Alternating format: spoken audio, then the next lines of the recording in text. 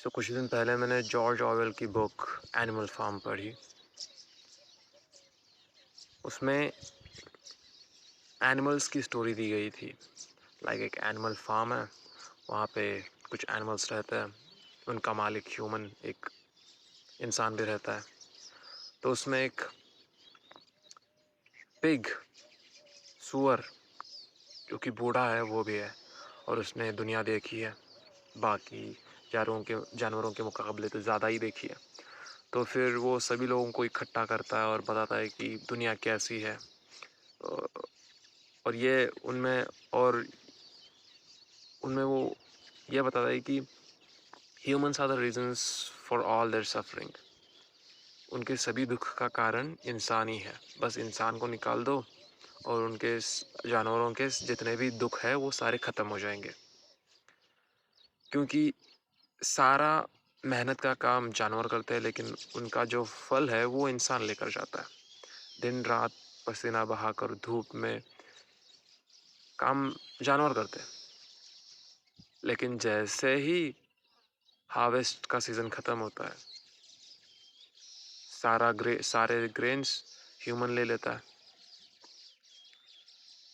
तो फिर वो ऐसा बताता है कि ह्यूमंस को निकाल दो और सारी परेशानियां ख़त्म। तो फिर एक दिन यही होता है, सारे जानवर इकट्ठा होके रेवोल्यूशन लाते हैं और इंसान को उस फार्म से उनके मालिक को उस फार्म से बाहर फेंक देते हैं। तब जानवरों को लगता है कि यार बस, अब जबकि इंसान चला गया सारी परेशानियां ख़त्म। लेकिन अब जब इंसान बाहर चला गया तो एक सिस्टम तो टूट गया, लेकिन वो फार्म चलाने के लिए दूसरे सिस्टम की ज़रूरत होती है। तो फिर उन्होंने दूसरा सिस्टम बनाया जहाँ पर जानवर ही जानवरों का सारा सिस्टम चलाएंगे। अब जबकि वहाँ पे जो पिग्स रहते हैं उन्हें ही पढ़ना लिखना आता है, क्योंकि उन्होंने सीखा होता है और बाकी जानवरों के मुकाबले वो ज़्यादा इंटेलिजेंट होते हैं। तो फिर सारा एडमिनिस्ट्रेशन वो अपने हाथ में ले लेते हैं और फिर वही पुरानी कहानी चालू हो जाती है। असल में जानवर रेवोल्यूशन के बाद ज़्यादा मेहनत कर रहे होते हैं, उनको ज़्यादा हाल अभी सहने पड़ रहे हैं पिछले समय के मुकाबले। लेकिन उनको ये लग रहा है कि ये जो कुछ भी हाल है वो हम हमारे लिए सह रहे हैं, ताकि हम अच्छे दिन हमारे लिए ला सकें। लेकिन ऐसा नहीं है। अब जानवर भूखे पेट भी सो रहे एक एक बार, जब उन्होंने फ्रीडम हासिल कर ली तब। और दूसरी तरफ ये जो पिग्स है वो एकदम प्रिविलेज्ड है, वो एकदम लग्जरियस लाइफ जी रहा है, बंगले में रह रहे, घर में रह रहे, बीच बीच में शराब भी पी रहे हैं। उनको सारे ऐशो आराम मिल रहा है। और बाकी ये जितने भी घोड़े, शीप, ये जितने भी जानवर है ये मेहनत कर रहे हैं। तो फिर बदला तो कुछ नहीं, उल्टा तो इनके बुरे हाल ही आ गए।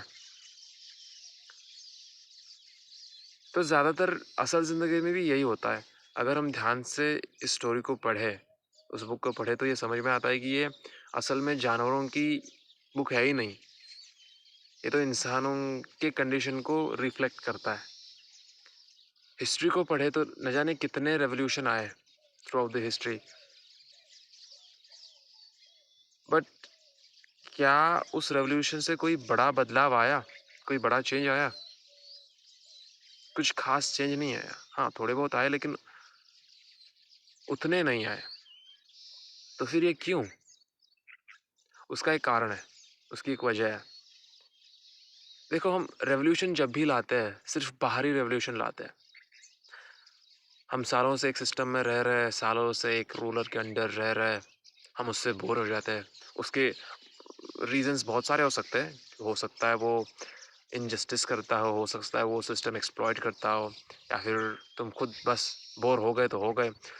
तो बोर होने के बाद सभी लोग इकट्ठा होते हैं, उस सिस्टम को या फिर उस रूलर को ओवरथ्रो कर देते हैं और उसकी जगह दूसरे सिस्टम और दूसरे रूलर को बिठा देते हैं। तो फिर अगर हम इसे उस नज़र से देखें तो रूलर जो है वो एक्सप्लॉइटर है, जो सिस्टम है वो है द वे ऑफ एक्सप्लॉइटेशन, और जो सब्जेक्ट है, जो लोग है, वो है एक्सप्लॉइटेड। तो हम इस भारी रेवोल्यूशन से एक्सप्लॉइटर और the system of the exploitation, ये दोनों ही चेंज करते हैं, ठीक है, वो दोनों ही बदल देते हैं। एक एक्सप्लॉइटर को निकाल देते हैं और दूसरे एक्सप्लॉइटर को बिठा देते हैं उसकी जगह पे। एक सिस्टम जो एक्सप्लॉइटेशन का सिस्टम है उसे निकाल देते हैं और दूसरे सिस्टम को वहां पर लाके रख देते हैं। लेकिन एक्सप्लॉइटेड तो सेम ही रहा ना।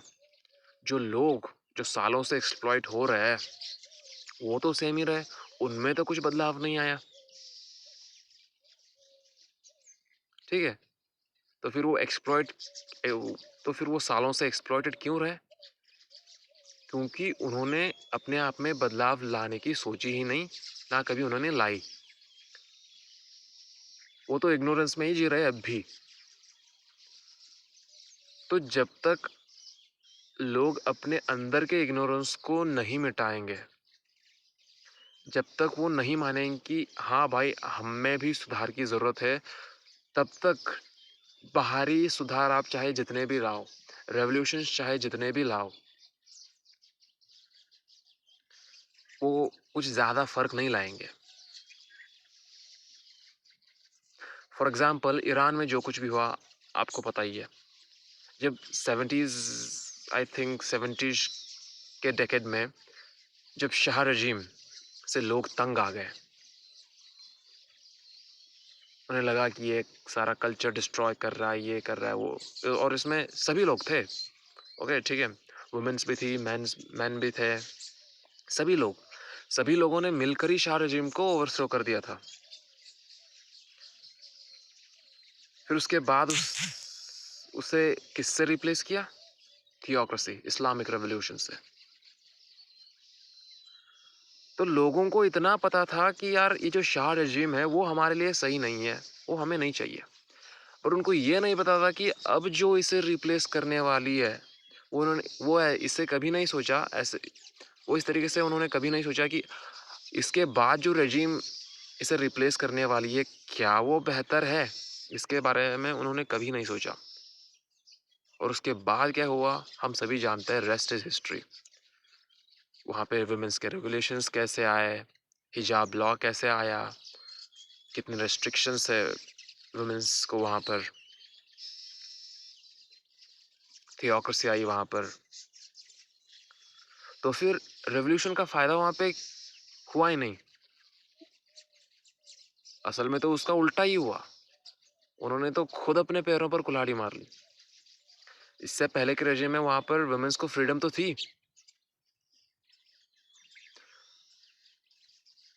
और वहाँ पे कई सारे और सुधार भी हो सकते थे, लेकिन यहाँ पे तो बिल्कुल भी रेस्ट्रिक्शंस ही आ गए, एकदम रूढ़िवाद, परंपरावाद, कंजर्वेटिज्म आ गया यहाँ पर।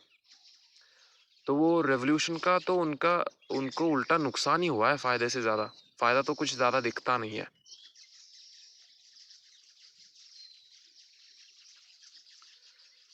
तो इसका मेन रीज़न यही है कि हम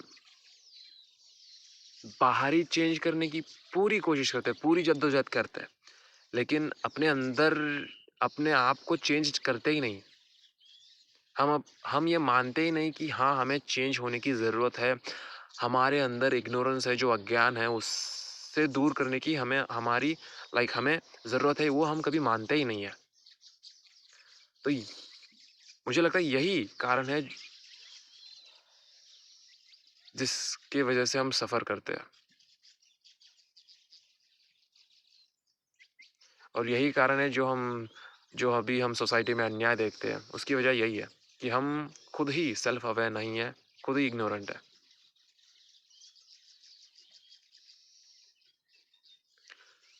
तो मैं यही कहना चाहता हूँ कि बाहरी रेवोल्यूशन लाने से पहले हमें हमारे अंदर रेवोल्यूशन लाना बहुत ज़रूरी है, तभी जाके बाहर खुद ब खुद चेंज आ जाएगा।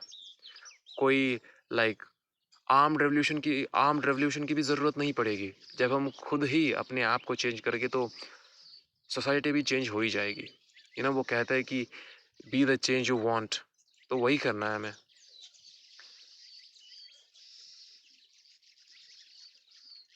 बाहरी चेंज लाने से पहले खुद को चेंज करना है। Thank you.